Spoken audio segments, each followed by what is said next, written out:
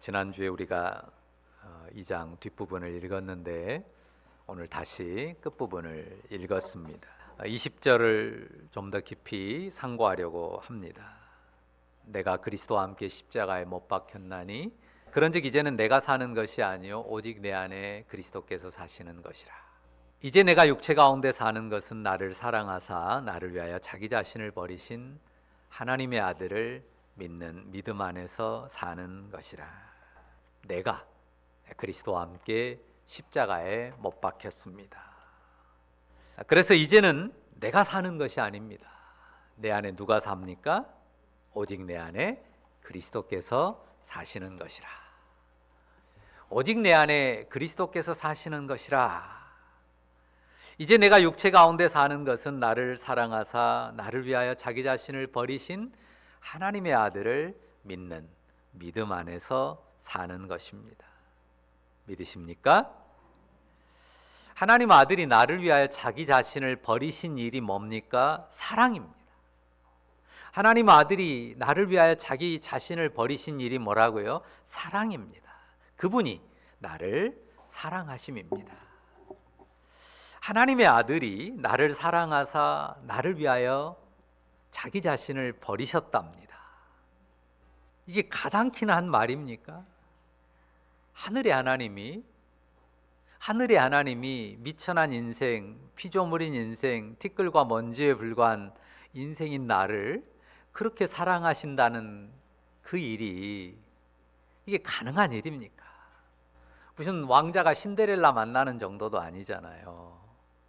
드라마에 많이 나오는 무슨 재벌 아들이 그냥 가난한 집 딸을 사랑하는 그런 정도도 아니란 말이죠.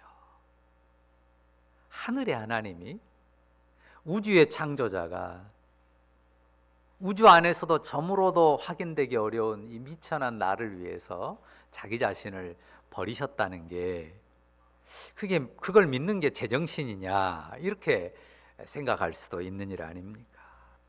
어찌 보면 이게 사랑이라면 진짜 미친 사랑 아니겠습니까? 미친 사랑 아니면 불가능한 일입니다. 그것도 그 그리스도께서 내 안에 와서 사신답니다. 내 안에 와서 사신다고 내가 믿어요. 우리가 믿습니다. 황당한 고백 아닙니까? 어떻게 더러움 가득한 우리 인생 안에, 우리의 삶이나 마음 안에 그 크고 거룩하신 하나님이 들어와서 사실 수 있냐고요. 사실 우리가 신앙하는 것은요, 말이 안 되는, 정말 말이 안 되는, 놀랍도록 말이 안 되는 것을 믿는 것입니다. 근데 왜 믿어요? 성경이 그것을 우리에게 전해주고 믿으라고 하나님께서 우리에게 그 믿음을 선물로 허락하셨기 때문입니다. 그래서 성도의 삶은 무슨 도깨비나 귀신 그런 수준과 견줄 수 없는 더 신비하고 놀라운 삶이라고 말씀드린 것입니다. 우리가 그 놀라운 하나님의 아들을 믿는 믿음 안에서 삽니다. 우리의 남은 육체의 삶을 주님 사랑 안에서 살아요. 주님 사랑으로 삽니다. 주께 받은 사랑을 기뻐하고 감사함으로 살아요. 그 사랑을 누리고 그 사랑을 고백하고 그 사랑을 나누며 삽니다. 오늘 제목은 똑같이 내가 사는 것이라고 했는데 오늘 말씀드리려고 하는 것은 사실은 그 반대로 내가 사는 것이 아닌 것, 내가 살지 않는 것을 말씀드리려고 합니다. 우리는 주 예수의 사랑 안에서 주 예수의 사랑으로 살아요. 주 예수의 사랑을 기뻐하며 감사하며 살아요. 그 사랑을 누리고 그 사랑을 고백하며 그 사랑을 나누며 산단 말이죠. 사랑으로 살아요. 무엇으로 살지 않아요. 그게 뭘까요? 율법으로 살지 않습니다. 한번 다 같이 해볼까요? 나는 율법으로 살지 않습니다. 내가 사는 것은 그리스도 안에 있는 사랑이고 내가 사는 것은 율법이 아닙니다. 왜요? 율법에 대해서는 내가, 지난주에 강조한 것처럼 내가 1인칭이 강조됐다 그랬죠. 내가 죽었어요. 율법이 죽은 게 아니에요. 율법은 하늘에서 온 것이어서 죽지 않습니다. 죽을 수 없습니다. 그리스도와 연합하여 내가 죽음으로 내가 율법에 대해서 죽었어요. 그래서 율법과 결별한 사람이 됐습니다. 우리 자신을 한번 돌아보면 좋겠어요. 앞서 말한 것처럼 내가 하나님 아들을, 그 아들의 사랑을 기뻐하며 감사하며 삽니까? 하나님 아들의 사랑을 기뻐함과 감사함이 내 삶에 늘 흘러나옵니까? 그 사랑을 행하고 그 사랑을 내 삶 구석구석에 적용하며 삽니까? 오직 그리스도의 사랑으로 삽니까? 나는 무엇으로 사는가? 내가 사는 것에 대해서 한번 정직하게 질문을 던져보자는 것입니다. 난 무엇으로 살지? 한번 생각해 보십시오. 난 무엇으로 삽니까? 지난주 설교 끝부분에 법에 대한 이야기를 조금 했었죠.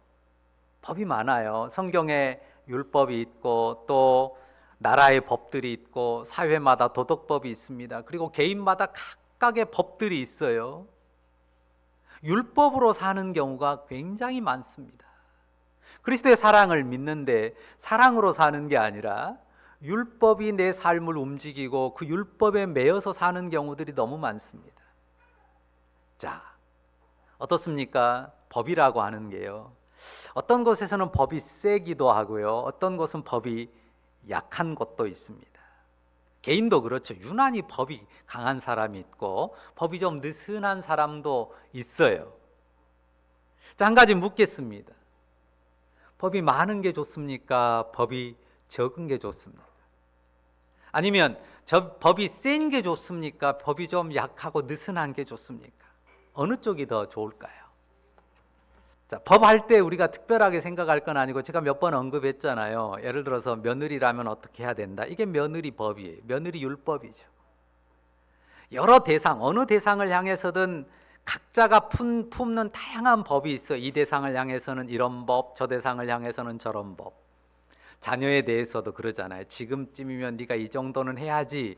이게 부모가 법을 가져요. 이 나이 됐으면 네가 이 정도는 돼야지. 자녀는 부모에 대한 법이 없습니까? 부모라면, 아빠라면, 엄마라면 이 정도는 되셔야죠.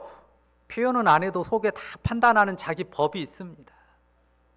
선생이면 이래야지, 학생이면 이래야지, 다 법이 있잖아요. 윗사람이면 이래야지, 아래 것이면 이래야지, 다 법이 있다고요. 그 법을 가지고 판단합니다. 다시 묻습니다. 법이 많은 게 좋을까요?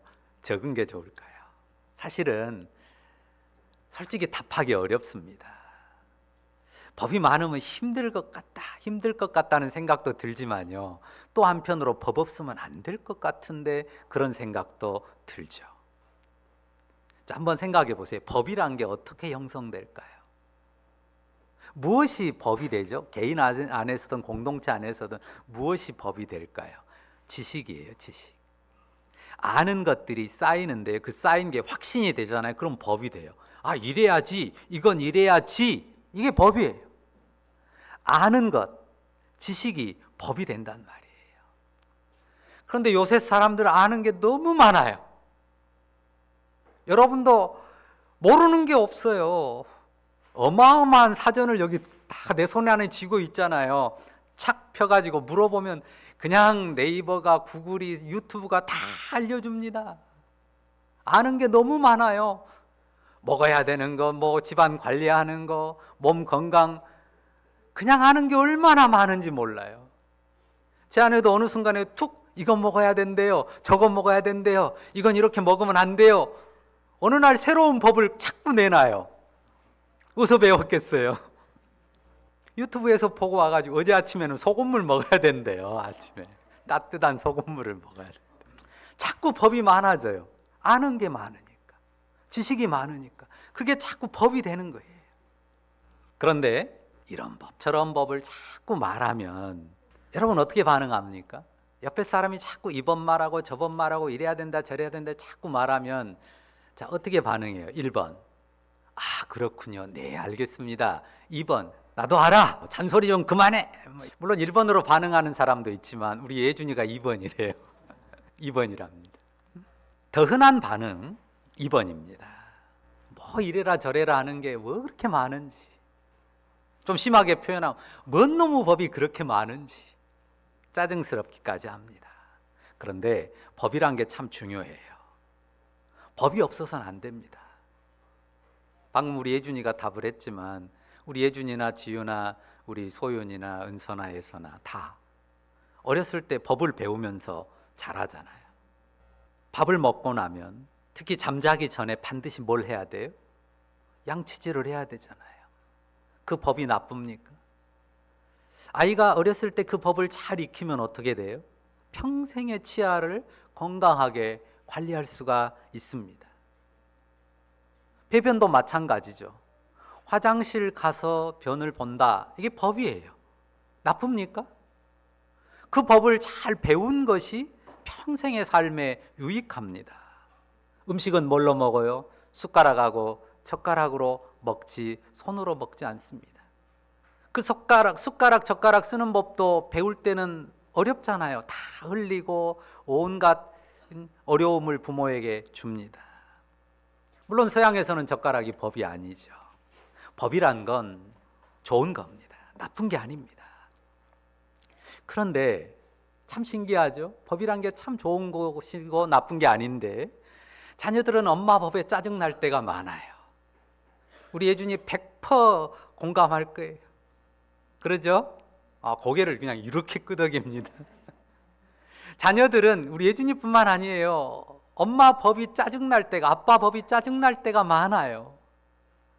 그리고 아이들만 그런 게 아니죠. 여러분도 주변에 누군가가 이 법 저 법 자꾸 말하면 어떤 일이 더 많아요? 마음 상하는 일이 더 많아요. 그리고 어떤 사람은요, 스스로 세운 법에 자꾸 눌려요. 이 정도는 살아야 되는데, 이 정도는 뭐 갖춰야 되는데, 뭐 자기 법이 있단 말이에요. 근데 그 법대로 못 사는 자기 자신의 삶이 칙칙하고 어둡고 그 법에 스스로 눌립니다. 근데 또 그런 사람, 이런 사람도 있어요. 법 없이 아주 해피한 사람도 있어요. 누가 힘들어요? 그렇죠. 같이 사는 사람들. 같이 사는 사람이 힘들어요. 짐은 누가 다 져요? 옆에 사는 사람이 다 지고 자기만 법 없이 해피한 사람도 있습니다. 그러면 법을 대하는 중요한 포인트는 뭘까요? 법이 좋기도 한데 또 나쁘기도 한 것 같고 많아도 좋은 것 같고 적어야 좋을 것 같기도 하고 양의 문제가 아니고 중요한 것 포인트는요, 법 적용의 문제입니다. 법을 어떻게 적용하느냐, 법 적용의 문제예요. 우리 시대에 와서 생긴 아주 멋진 사자성어 있잖아요. 옛날 한자말 아니고 내로남불. 한때 저는 곽로남불이라고 바꿔야 되겠구나 그런 생각을 한 적이 있어요. 곽씨 있잖아요. 그 국회의원 했다가 그랬던 사람 있잖아요. 원래 검사 출신인가요? 조국 씨 딸 문제 그 사소한 것 가지고 얼마나 파고 잡아먹을 듯 했던 사람인데 자기 아들은 어땠어요? 몇 년 일하지도 않은 회사에서 얼마 받았어요? 50억 받았다고요. 퇴직금 겸 몸이 좀 불편하게 된 산재 위로금 형식이라고 50억을 줬대요. 우리 국민 누구도 이해하지 못하는, 이해가 안 되는 수치란 말이에요. 어떻게 그게 뇌물죄가 안 될 수 있는지 이해가 안 돼요. 근데 검찰이 기소를 잘못했든지 판사가 판단을 잘못했든지 뇌물죄가 아니래요. 경제 공동체가 아니니까. 무슨 그렇게 이상하게 법을 적용하는지요. 적용의 문제예요. 포인트는 법 적용에 있어요. 법을 적용하는 사람에게 달렸습니다. 개인이 그리고 집단이 자기 개인이나 자기의 어떤 이익 집단을 위해서 내로남불식으로 적용하니까 이 세상의 고통이, 실망이 끊이지 않는 겁니다. 가정에서도 교회에서도 어떤 공동체에서도 마찬가지입니다. 법이 맞냐 적냐, 어떤 법을 가졌냐의 문제가 아니라 나는 법을 어떻게 적용하고 있느냐, 나는 법을 어떻게 적용하고 있는지 진지한 반성이 필요합니다. 법이 많다는 자체가 나쁜 게 아니에요. 그게 좋은 것도 아닙니다. 좋을 수도 있고 나쁠 수도 있습니다. 뭐가 문제라고요? 적용이 문제예요. 법을 어떻게 적용하느냐에 따라 완전히 달라집니다. 자, 생각해 보세요. 내 옆에 있는 사람이 좋은 법을 아주 많이 가지고 있어요. 많은 걸 알아가지고 법이 많아요. 그런데 그 아는 법들을 가지고 이 사람이 자꾸 내 잘못을 들추고 지적한다면 어떨까요?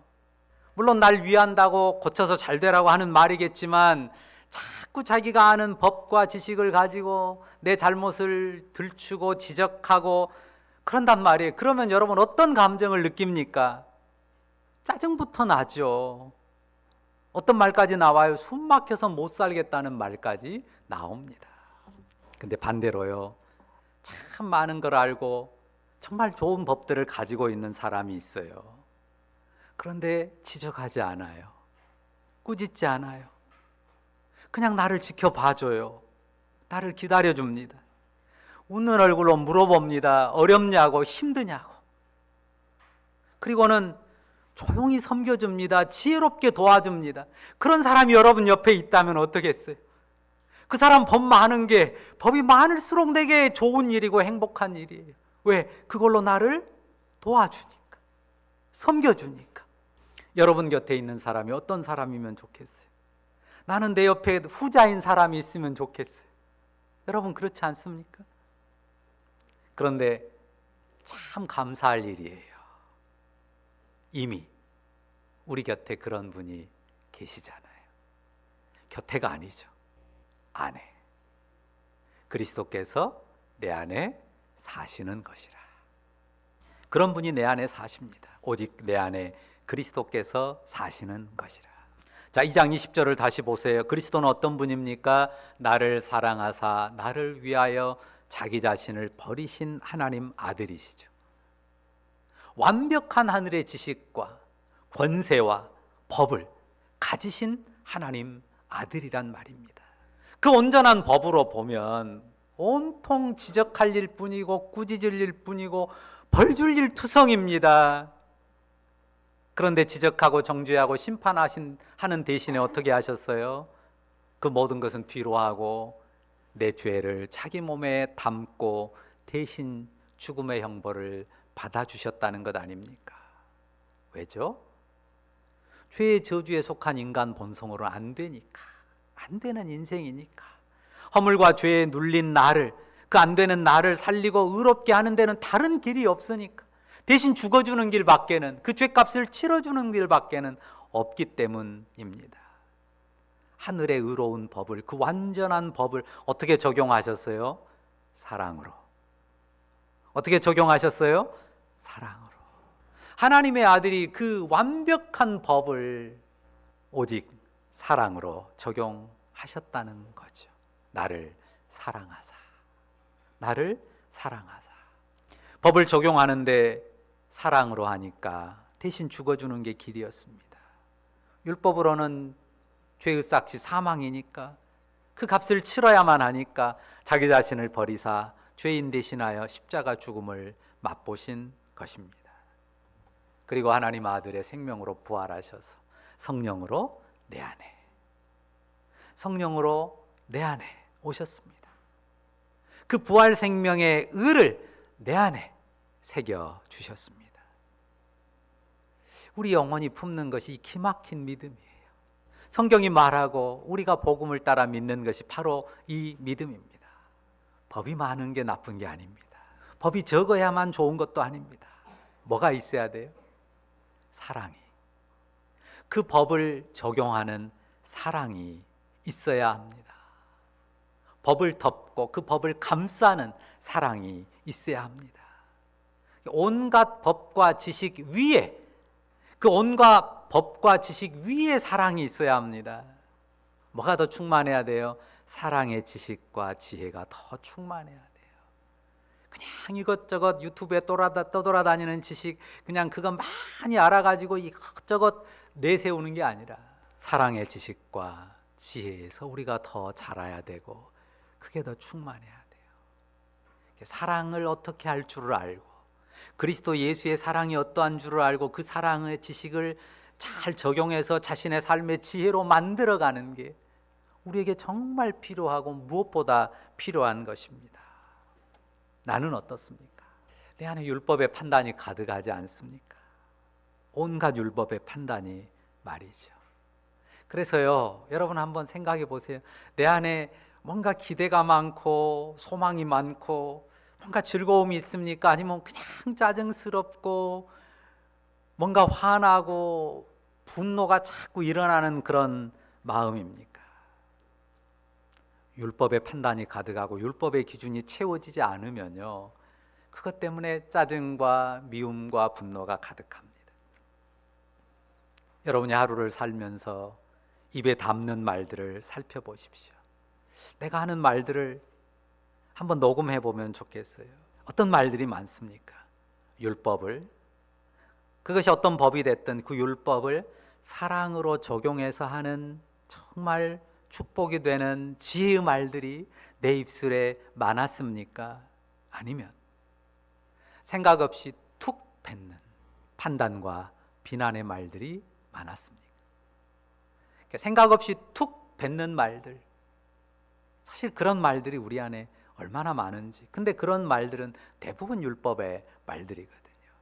그러니까 생각 없이 툭 뱉는 말이 이 율법을 사랑으로 덮는 말이 되는 그런 우리의 인격이 되면 좋겠어요. 그냥 툭 찌르면 사랑의 말이, 율법을 사랑으로 덮는 말이, 축복의 말이 나올 수 있다면 얼마나 좋겠습니까? 어느 쪽으로 여러분의 저울은 기웁니까? 율법에 대해서 우리는 망한 사람이에요. 율법 앞에서 망한 사람이고, 그래서 율법에 대해서 내가 예수와 합하여 죽어버렸어요. 그런데 우리가 너무 많은 율법으로 산다고요. 우리 옛사람은 그렇습니다. 그런데 내 안에 누가 사세요? 오직 내 안에 그리스도께서 사시는 것이라. 늘 그분을 바라보고 늘 그분 앞에 서고 늘 그분의 빛을 받아야 돼요. 우리의 영혼을 저는 거울에 비유합니다. 우리의 영혼은 거울 같아요. 거울은 어때요? 자기 앞에 있는 존재를 비춰요. 거울이 자기의 어떤 뭔가를 보여주지 않아요. 그 자기 앞에 서는 누군가를 비춘다고요. 어떤 빛을 받으면 그 빛을 반사한다고요. 우리 영혼이 거울이에요. 우리의 영혼이 그리스도의 사랑 앞에 그리스도의 사랑의 빛을 받는 자리에 서면 우리 영혼에서는 사랑이 반사되고 사랑이 흘러나옵니다. 그분 바라보고 그분 앞에 서는 게 중요해요. 그분의 빛을 받아야 합니다. 항상 그분의 따뜻한 용납과 사랑, 위로와 격려 앞에 서야 합니다. 주님의 사랑을 받은 자로서 그 기쁨과 행복을 누리는 것이 무엇보다 중요합니다. 그 맑은 샘에서 기른 사랑, 그 사랑을 우리 영혼에 가득 채울 때만 그 사랑이 흘러나와요. 자, 성도가 능력이 없다면요, 그 이유는 뭘까요? 사람들이 착각해요. 내가 말씀을 많이 몰라서? 아니에요. 내가 많이 배우지 못해서? 아니에요. 하나님의 은혜를 나는 좀 적게 줘서? 그것도 아닙니다.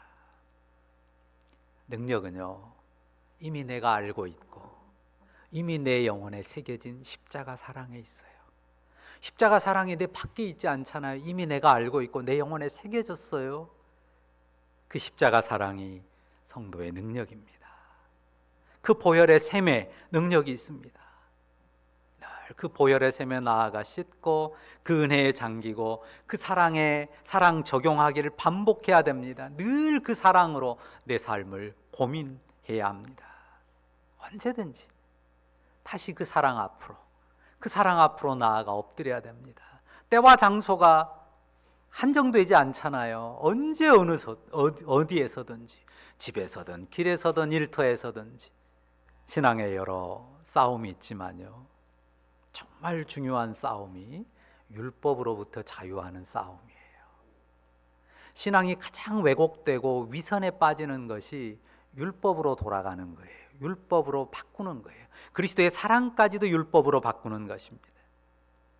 오늘 이 예배도 우리는 그 주님의 사랑 앞에 엎드리고 있습니다. 그리고 그 사랑 앞에 우리 자신을 의탁하여 안기는 시간입니다. 우리는 그리스도를 믿음으로 율법에 대해서 죽었습니다. 나만 죽은 게 아니에요. 너도 죽었고 나도 죽었고 다 율법에 대해서는 죽은 사람이에요. 망한 사람이에요. 율법에 대하여 살 사람이 없어요. 그러니까 나 자신에 대해서도 너에 대해서도 누구에 대해서도 율법으로 먼저 다가서면 안 됩니다.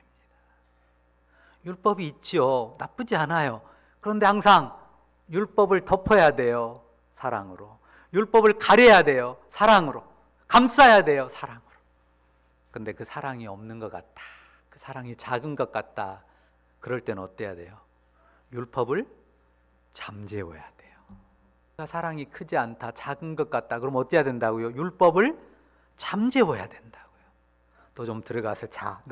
난 너한테 죽었어. 넌 나하고 끝났어. 그리스도의 복음으로, 그 복음 안에 있는 사랑으로, 그 사랑으로 내 안에 오신 그리스도 영, 성령을 따라서 축복의 사람으로 살아가는, 정말 율법에 매이지 않고 율법으로 자신도 어느 누구도 누르지 않는, 율법에 대하여 죽은 오직 그리스도의 사랑으로 사는 축복의 사람, 믿음의 사람, 아름다운 하나님의 사람들, 오직 내 안에 사신 그리스도를 따라 살아가는 여러분들 다 되시기를 주의 이름으로 축원합니다. 기도하십시다. 사랑의 주님, 감사합니다. 오늘 우리가 믿는 성경이 우리에게 말해주고 사도들이 전파했고 역사 안의 모든 교회가 믿음으로 붙들어왔던 신앙의 도리를 다시 한번 확인했습니다. 우리가 그리스도와 함께 십자가에 못 박혔나니 그런즉 이제는 내가 사는 것이 아니요 오직 내 안에 그리스도께서 사시는 것이라. 오직 내 안에 사시는 그리스도를 따라 이제 그분의 사랑을 따라 그 사랑으로 살고 그 사랑으로 삶을 고민하며 세워가기만, 그렇게 살기만을 원합니다. 어느새 율법을 앞세우고 그 율법으로 판단하고 비난하고 정죄하는 자리에 서지 않기를 원합니다. 사랑이 없을 때는, 사랑이 작을 때는 모든 율법을 잠재울 줄 아는 지혜가 있게 하옵소서. 하나님, 사랑의 지식이, 사랑의 지혜가 무엇보다 우리 삶에 충만하게 하옵소서. 그리스도 앞에 서고 그 빛 앞에 섬으로 우리 영혼의 거울이 그리스도의 사랑을, 그 위로와 격려를, 그 행복을 나타내고 비추어주는 그런 축복의 사람, 온전한 우리 주님의 믿음의 사람으로 살아가는 우리 모두가 되게 하여 주옵소서. 율법이 아닌 그리스도로, 그리스도의 사랑으로 살게 하실, 우리를 그런 삶으로 이끄실 우리 주님을 바라고 기대합니다. 감사드립니다. 예수님의 이름으로 기도합니다. 아멘.